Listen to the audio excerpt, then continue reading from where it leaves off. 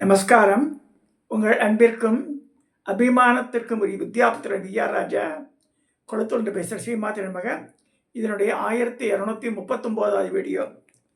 இந்த வீடியோவில் லலிதா திருசிதி பாஷ்யம் இன்றைக்கி இது பேசுகிறது ரொம்ப சந்தோஷமாகவும் இருக்குது.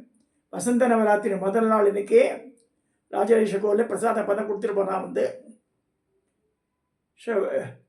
இந்த வசந்த நவராத்திரியில் நம்ம கரெக்டாக ஆரம்பிக்க பாருங்க.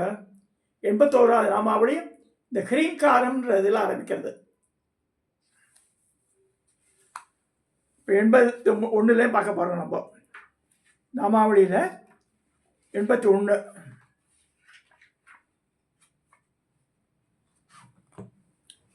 ஓம் அதிமத்ரசாபகஸ்தாம் அபரிமித ஆமோதபான சௌபாகியாம் அருணாம் அதிசய கருணாம் அபிநவ குல சுந்தரி வந்தே.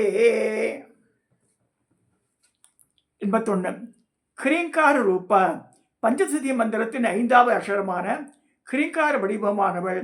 இந்த ஹ்ரீங்காரமே பஞ்சசதி மந்திரத்தின் முதல் கூடத்தின் கடைசி அக்ஷரமாகும். வேதங்கள் ஹ்ரீம் என்ற பீஜாட்சரமே அம்பாளுடைய பெயர் என்று சொல்கின்றன. இந்த விஷயத்தை ஆதிசங்கரும் சொல்லியிருக்கிறார். 82 ஹ்ரீங்கார நிலைய ஹ்ரீங்காரத்தை தன் இருப்பிடமாக கொண்டவள்.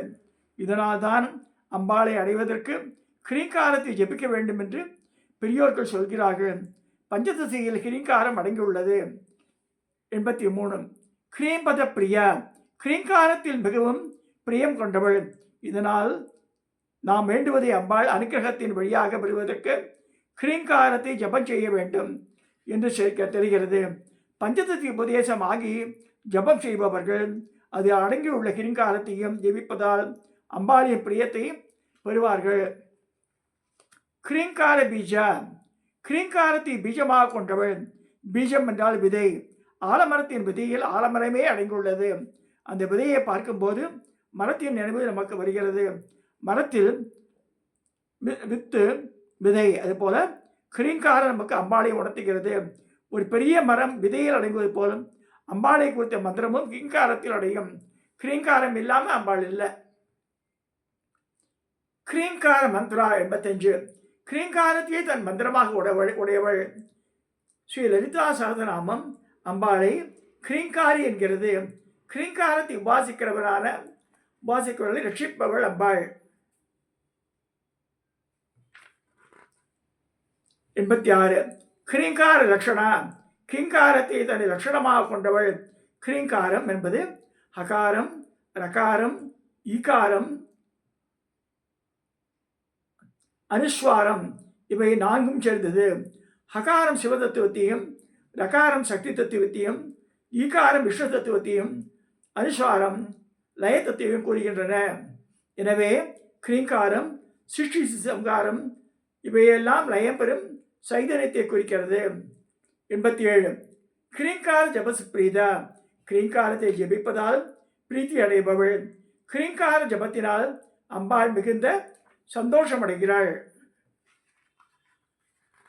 88 ஹ்ரீமத்யா ஹ்ரீங்காரத்தோடு கூடியவள். ஹ்ரீங்காரத்தோடு கூடிய பஞ்சதசி அந்த பஞ்சதசிய மந்திர வடிவானவள்.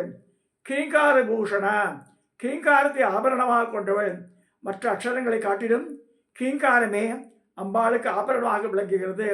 89 90 ஹ்ரீம் சீலா திரிமூர்த்திகளான பிரம்மா, விஷ்ணு, சிவன் இவர்களின் சுபாவத்தை உடையவள். சிருஷ்டி கர்த்தி, பிரம்மரூபா, கோப்திரி, கோவிந்த ரூபிணி என்று சம்ஹாரணி ருதுரூபா என்ற விஷயத்தை சொல்கிற லலிதா சஹஸ்ரநாமம். 91 ஹ்ரீம்பத பிரியா ஹ்ரீங்காரத்தால் ஆராதனை செய்யப்படுபவள். ஏகாட்சரியான ஹ்ரீங்காரத்தால் அம்பாளை உபாசிக்கலாம். ஹோம் ஹ்ரீம் உபயஸ்வரமாக சிலவை சொல்லுவார். அதுவும் சொல்லலாம். இந்த உபாசனையில் சித்தி பெறுபவர். இந்த உலகத்தில் எல்லாவித போகங்களையும் அடைந்து பின்னர் மோட்சமும் பெறுவர். ஹ்ரீங்கர்பா 92 திரிமூர்த்திகளான பிரம்மா, விஷ்ணு, ருத்ரர்களை பிறப்பிப்பவள். தனது கர்ப்பத்தில் மூவரையும் தாங்குபவள். விஸ்வகர்பா என்ற அம்பாளை ஸ்ரீ லலிதா சஹஸ்ரநாமம் அழைக்கிறது. ஜகத்தையே தன் வயிற்றில் தாங்குபவள். பிரம்மன் முதலியான தேவரை பெற்ற அம்மே என்று அபிராம அந்தாதியும், பிரமிற்கும் அன்னை என்று பிரம்மனை பண்டு பெற்ற பெருந்திரு என்று தக்கையாக பரணியை அம்பாளை போற்றுகின்றன. 93. கிரீம்பதா பிதா, கிரீங்காரத்தையே தனது பெயராக கொண்டவள். கிரீங்காரம் என்பது பல அக்ஷரங்களின் சமஷ்டி ரூபம் என்பது போல் அம்பாளும் சமஷ்டியான ரூபம் படைத்த பரதேவதை. 94. கிரீங்கார வாஷ்யா, கிரீங்காரத்தின் பொருளாக விளங்குபவள். கிரீங்காரம் யாரை குறிக்கிறதோ அந்த பராசக்தியே அம்பாள். 95. கிரீங்கார பூஜ்யா, கிரீங்காரத்தால் பூஜிக்கப்படுபவள். கிரீங்காரம் என்ற ஏகாட்சரியே ஒரு மூலமந்திரம். இந்த மூலமந்திரத்தால் பூஜிப்பதற்கு உரியவள் ஆகாள் அம்பாள். கிரீங்கார பீடிகா. 96. கிரீங்காரத்துக்கு ஆதாரமாக உள்ளவள். கிரீங்கார சப்தத்துக்கு உயிராக அம்பாள் விளங்குகிறாள். கிரீங்கார வேத்யா. 97. கிரீங்காரத்தால் அறியக்கூடியவள். குருமுகமாக உபதேசமான கிரீங்கார ஏகாட்சரி உபாசிப்பவரால் அறியக்கூடியவள் அம்பாள். கிரீங்கார சிந்தியா, கிரீங்காரத்தால் தியானிக்கப்படுபவள். கிரீங்காரத்தால் தியானிப்பவர்களுக்கு அருளின் சக்தி பிரணவ உபாசனை போலவே தாம் கிரீங்கார உபாசனையும் பரதேவதையான அம்பாளி உபாசனைக்கு கிரீங்காரமே சாதனம். 99. ஹ்ரீம், எல்லாவற்றையும் அபகரிக்கின்ற சக்தி. நாம் அறிந்த அத்தனையும் அபகரித்து நமக்குள்ள அஞ்ஞானம் கர்மா காமாதி தோஷங்கள் எல்லாவற்றையும் அபகரித்து பேரின்பமான முக்தி நிலையை தருபவள் அம்பாள். ஹ்ரீம் சரீரணி 100வது நாமாவளி. கிரீங்காரத்தையே சரீரமாக கொண்டவள். கிரீங்காரம் என்பது அம்பாளி சப்த வடிவம். ஸ்ரீ லலிதா சகசநாமம் மூலமந்திராத்மிகா என்று அம்பாளை அழைக்கிறது. மேலே இதுவரை நாம் பார்த்த 20 நாமாக்களிலும் கிரீங்காரம் முதலெழுத்தாக அமைந்துள்ளது. அடுத்து 101. இப்போ ஹால ஆரம்பிக்கிறது எல்லாமே.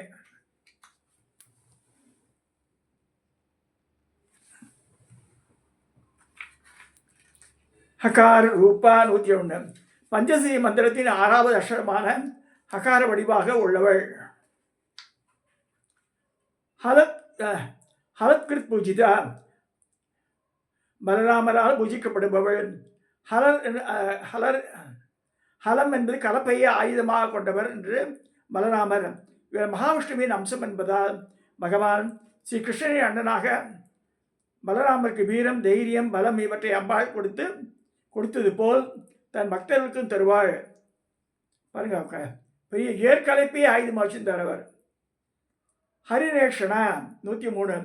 மான்வழி கொண்டவள். குறிப்பாக பெண்மானை போல் மிரண்டு சஞ்சலமும் விஷாலமும் கொண்ட விழியார் அம்பாள். மிரள்வதற்கோ சஞ்சலமடைக்கோ காரணமில்லை. ஆனால் தன் குழந்தைகளால்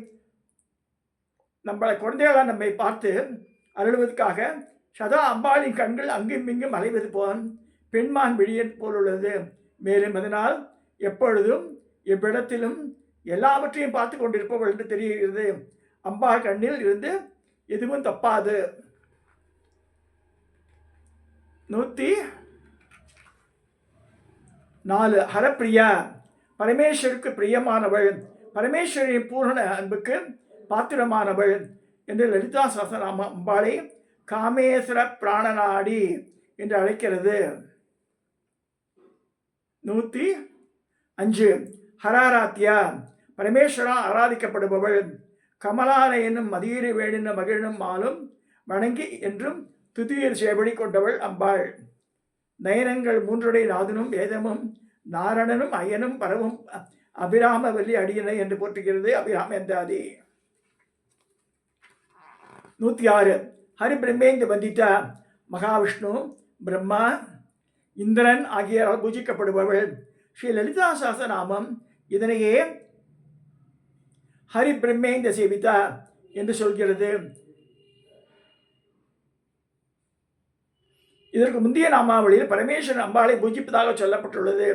எனவே திரிமூர்த்திகளாலும் தேவேந்திராலும் 33 கோடி தேவர்களாம்பாள் பூஜிக்கப்படுகிறாள் என்று சொல்லப்படுகிறது. 107. ஹயாரூடா சேவிதாங்கிரி, அஸ்வாரூடா என்ற தேவியரால் சேவிக்கப்படுபவள். மகாராணியான அம்பாளுடைய குதிரை படைத்தல்விக்கு அஸ்வாரூடா, அவருடைய குதிரைக்கு பேர் அபராஜிதம் பேர். இந்த தேவியால் வணங்கப்படுபவள். லலிதா சஹஸ்ரநாமம் அஸ்வாரூடா திஷ்டிதாஷ்ட கோடி கோடி பிராபுதா என்று சொல்கிறது. இந்த அஸ்வாரூடா தேவியே ஜகத்தின் மாயாசக்தி என்றும் சொல்வர். இது மாயாசக்தி அம்பாளின் ஒரு அம்சமாகும். ஹயமே சமார்ச்சித 108. அஸ்வமேத யாகத்தினால் நன்றாக பூஜிக்கப்படுபவள். சாஸ்திரத்தில் பலவிதமான யாகங்கள் சொல்லப்பட்டிருக்கின்றன. அவற்றுள் சிறந்தது அஸ்வமேத யஜ்யம் என்றும் ஸ்ரீராமரும் பஞ்சபாண்டவரும் மற்றும் பல பெரும் சக்கரவர்த்திகளும் அஸ்வமேத யாகம் செய்துள்ளனர். தேவி பாகவத்திலும் இளை என்னும் பெண் ஆணாக மாற வேண்டும்காக அஸ்வமேத யாகம் பண்ணி ஆண்மகனாக மாறினார் என்று சொல்லப்படுகிறது. ஆக அஸ்வமேத யாகம் பண்ணினால் அம்பாளை பிரீத்தியை அடையலாம்.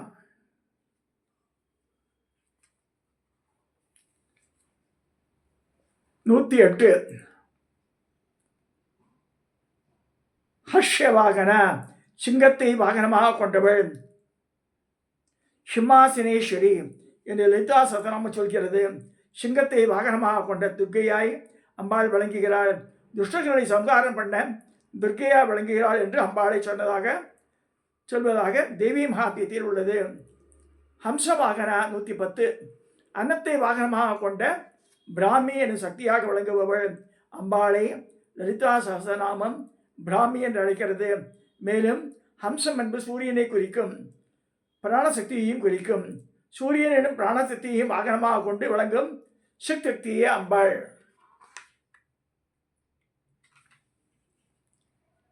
ஹததானபா 111. அசுரனை கொன்றவள்.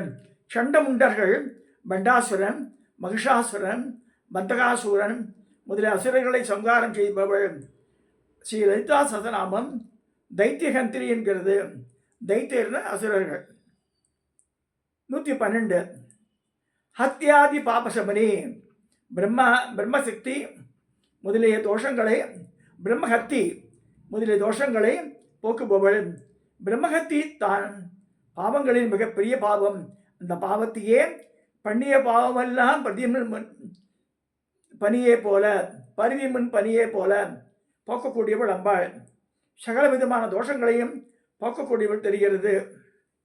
நெஞ்சத்து அழுக்கையெல்லாம் தன் அருட்புணரால் துளைத்தனை என்கிறார் அபிராமி பட்டர்.